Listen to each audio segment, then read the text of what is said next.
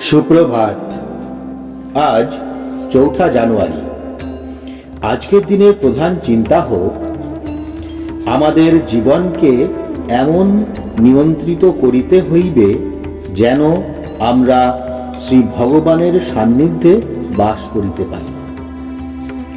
আজকের দিনে মহারাজের উপদেশ, সত্যের মূল ভিত্তির উপর আমাদের জীবনকে প্রতিষ্ঠিত করিতে হইবে। জীবন যদি শূন্য মনে হয় তবে তাহাকে পূর্ণ করিতে হইবে। তবে সেই পূর্ণতা কখনো বাহির হইতে আসে না।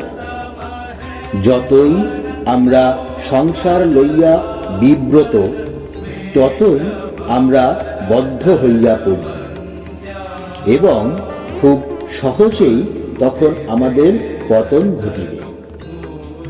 কিন্তু যদি আমরা অন্তর্মুখী হইয়া জীবন যাপন করি তবে কিছুই আমাদের পরাজিত করিতে পারে না।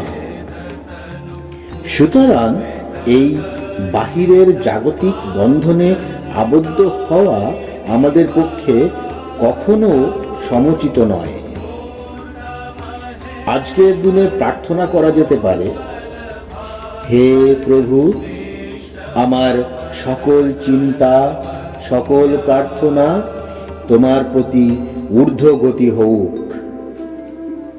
তোমার সর্বব্যাপী রক্ষণমূর্তি আমার কাছে প্রকাশ করো।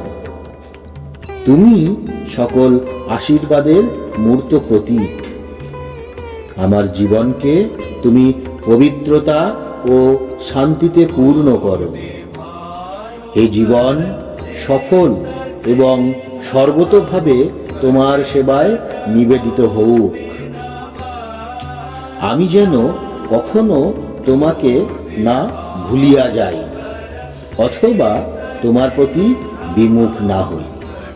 প্রণাম। জয়তু শ্রীরামকৃষ্ণ।